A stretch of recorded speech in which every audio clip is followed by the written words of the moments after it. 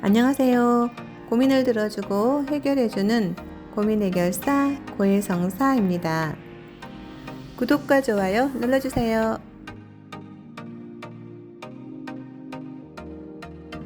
요즘에는 여러 사정으로 혼인신고를 하지 않은 채 함께 살아가는 사실혼 관계의 부부가 꽤 많습니다. 과거에는 혼인신고가 부부의 조건이었기에 사실혼 부부는 법적으로 보호를 받기가 어려웠습니다. 하지만 이제는 그렇지 않습니다. 법률혼 부부를 보호하는 만큼 사실혼 부부의 권리도 많이 인정되고 있는데요. 그와 동시에 서로에게 부양하고 협조할 의무 역시 가지고 있습니다. 달리 말해서 만일 한쪽이 부정행위를 저질렀다면 의무를 위반한 것이 되며 당사자 및 부정행위의 상대방은 여러분이 입은 정신적 피해에 대해 배상을 해야만 하겠지요. 사실혼 상간녀 소송을 위해서는 사실혼을 인정받는 것이 우선입니다. 먼저 사실혼이 무엇인지 확실히 짚고 넘어가도록 하겠습니다.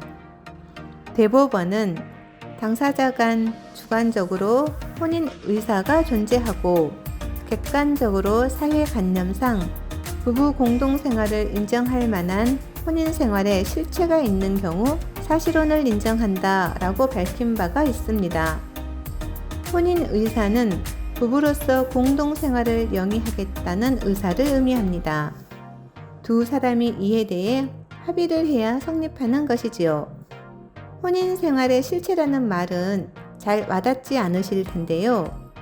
쉽게 설명드리면 함께 사는 것을 넘어 사회적으로도 부부로서 인정받을 만해야 한다는 뜻입니다. 즉, 단순 동거나 연인 관계만으로는 사실혼을 인정받을 수 없다는 것입니다. 들으면서 느끼셨겠지만 법률혼과 달리 사실혼은 증거 자료를 토대로 명확히 주장을 해야 합니다. 사실혼의 존재를 인정받아야지만 상간녀 소송 청구가 가능하기 때문이지요. 사실혼 상간녀 소송 어떻게 진행될까? 사실혼 관계를 인정받았다면 이제는 상간 소송을 청구해야 할 때입니다. 가장 먼저 상간녀의 인적 사항을 수집해야 합니다. 전화번호, 주민번호, 차량번호, 주소 등 여러 개인 정보 중 하나라도 알 수 있다면 법원을 통해 상간녀를 특정할 수 있습니다. 또한 사실혼 상간녀 소송을 위해서는 상간녀가 여러분의 사실혼 관계를 인지하고 있었다는 것을 확실히 증명해야 합니다. 통상적으로 상간녀 위자료는 2천만 원 이내 정도로 특정되는 경우가 많은데요. 최대한 위자료를 많이 받아내려면 부정행위의 기간이 상당히 길다거나 반성하는 태도가 없었다는 점 등을 호소해 볼 수 있습니다. 사실혼 상간녀 소송에는 정해진 기한이 있습니다. 바로 여러분이 부정행위를 알게 된 날로부터 3년 이내에 소송을 청구해야 한다는 것인데요. 만일 이 기한을 놓친다면 다시 소송을 청구할 수 없으므로 이를 반드시 유념해야만 합니다. 3년이라는 숫자가 여유 있게 느껴질 수 있지만 최대한 서둘러 소송을 진행하셔야 하는데요. 상간 소송에서는 초기 전략이 매우 중요하기 때문입니다. 모든 소송에서는 증거 자료가 판을 뒤집는 패가 될 수 있습니다.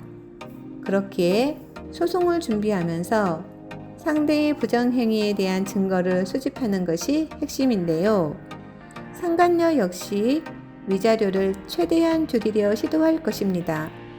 그 과정에서 번호를 바꾸어 회피할 수도 있고 증거를 인멸할 수도 있습니다.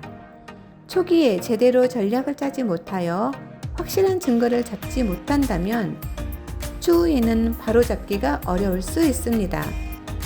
오늘은 사실혼 상간녀 소송에서 해야 할 일에 대해 말씀드렸는데요.